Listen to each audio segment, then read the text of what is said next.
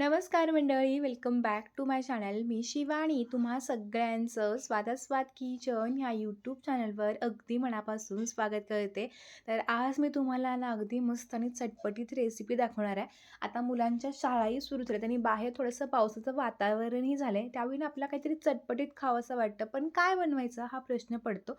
बरेच जण मुलं गरमागरम मॅगी किंवा भजीचा वगैरे हट्ट करतात, पण आपण ना अगदी मस्तपैकी घरातल्या घरात साहित्यात अशी एक मस्त भन्नाट रेसिपी बनवू शकतो, जी मुलांनाच काय अगदी मोठ्यांना पण खूप आवडेल आणि तुमचं सगळेजण कौतुक करतील याची मी तुम्हाला 100% खात्री देते. आणि ह्या रेसिपीसाठी लागणारे जे काही साहित्य आपण वापरतो ते सगळं साहित्य अगदी घरातलंच आहे. तर आज आपण ना 2 मूठ पोहे आणि लसणापासून अगदी मस्त अशी रेसिपी बनवतोय. पोहे आणि लसूण तर सगळ्यांच्या घरी इझिली अवेलेबल असतात, त्यामुळे आपण ही आज रेसिपी दाखवतोय. तर इथं बघा, आता मी हे 2 मूठ पोहे घेतले. जर तुम्हाला वाटीनं प्रमाण सांगायचं झालं तर ह्याचं बरोबर प्रमाण 1 वाटी होऊ शकतं. आणि त्याबरोबर मी भरपूर लसूण वापरला. तर हे जे पोहे घेतले होते ते आपण कांदे पोह्यांसाठी वापरतो, तर तेच घेतले. आता इथं बघा, एका कढईमध्ये मी 2 ते 3 चमचे तेल गरम करून घेतलं. तेल गरम झाल्यानंतर बघा, गॅस मीडियम केला आणि जे पोहे घेतले होते आपण त्यातले थोडे थोडे पोहे आपण आता तेलामध्ये चांगले असे तळून घेणार आहोत. जर तुम्हाला ना असे पोहे तळून नको असतील, तुम्ही अगदी थोडंसं तेल टाकून हे पोहे ना चांगले असे भाजून पण घेऊ शकता, तसेही खूप छान लागतात. पण ह्याची चव आहे ना ती खूप छान लागते आणि मस्त लागते. त्यामुळे मी काय केलं, थोड्याशा तेलामध्ये हे जे पोहे आहेत ते चांगले तळून घेते. तुम्ही बघू शकता पोहे बघा चांगले फुलून आलेले आहेत. आता आपण हे जे पोहे आहेत ते तेल निथळून काढून घेणार आहोत. आणि अगदी अशाच पद्धतीने आपण बाकीचे जे काही शिल्लक पोहे आहेत ना, तर ते पण चांगले असे फ्राय करून घेणार आहोत. तर आता बघा, थोडं तेल शिल्लक आहे, तर त्याच तेलामध्ये मी दुसरी बॅच पण पोह्याची चांगली अशी फ्राय करून घेते. ह्यामध्ये ना जास्त फारसं तेलही लागत नाही आणि त्याबरोबर ही रेसिपी आहे ना अगदी चहासोबत मस्त लागते. माझी आजी मला नेहमी सांगायची, की जेव्हा जेव्हा पाऊस पडायचा ना, तेव्हा आत्या वगैरे हट्ट करायच्या, काहीतरी बनव ना खमंग, चटपटीत, त्यावेळी ती अशी बनवायची. आता पोहे तळून झाल्यानंतर बघा, त्यात जे शिल्लक तेल होतं त्यामध्येच मी 1 चमचा इतके जिरे घातले. त्यानंतर पाव चमचा इतकी मी हिंगपूड घातली आणि गॅस जो आहे तो आता बारीक करून घेतला. मगाशीच सांगितल्याप्रमाणे ह्या रेसिपीमध्ये आपण भरपूर लसणाचा वापर करतोय, त्यामुळे मी 1 गड्डा लसूण घेतला होता. तो सोलून घेतला आणि त्याबरोबर त्याच्या बारीक अशा फोडी करून घेतल्या. आता हा जो लसूण आहे ना, आपण तेलावरती चांगला असा गुलाबी रंग येईपर्यंत परतवून घेणार आहोत. हळू बघा, हा जो लसूण आहे छान असा तांबूससर व्हायला सुरुवात झाली. लसूण छान कुरकुरीत झालं ना, की त्याची चव पण खूप छान लागते.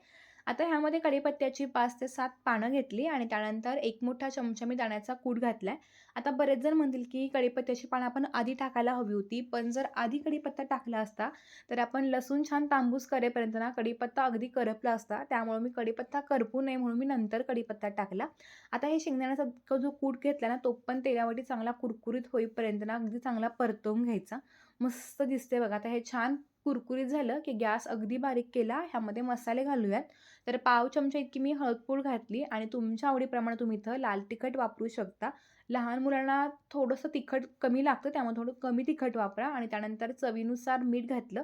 आता हे सगळं बघा चांगलं मिक्स करून घेतलं आणि 2 मिनिटानंतर मी गॅस बंद केला. जेणेकरून आपलं जे लाल तिखट आहे ते अजिबात जळणार नाही याची काळजी घेतली. रंग बघा अगदी मस्त आलाय. असंही ना अगदी खूप छान लागतं. भाकरी वगैरे वगैरे ना, भाजी वगैरे नसेल ना, त्यावेळी मस्तपैकी असा हा लसणी भुर्का ना अप्रतिम लागतो. तर हा लसणाचा भुर्का मी बऱ्याच वेळा घरी करते आणि खूप छान चव येते. रंग बघा अगदी मस्त आलाय. लसूणही कुरकुरीत झालाय आणि जो काही दाण्याचा कूट आहे ना, तो पण मस्त कुरकुरीत झालाय. गॅस बंद जरी केला असला तरी कढई गरम असल्यामुळे तो छान असा कुरकुरीत होतो. 2 मिनिटं बघा मी हे सगळं चांगलं असं परतवून घेतलं. कढीपत्ता, दाण्याचा कूट आणि त्याबरोबर लसूण अगदी छान कुरकुरीत झालाय. आता जे पोहे आपण तळून घेतले होते, तर ते सगळे पोहे आता आपण ह्यामध्ये घालतोय आणि हे सगळे चांगले असे ह्या लसणाच्या भुर्क्यामध्ये ना मिक्स करून घेतोय. तर नेहमी आपण पोह्याचा चिवडा करत असतोच, पण अशा पद्धतीनं हा लसणी भुर्क्यातला चिवडा ना अप्रतिम लागतो. तर मी सगळा मिक्स करून घेते.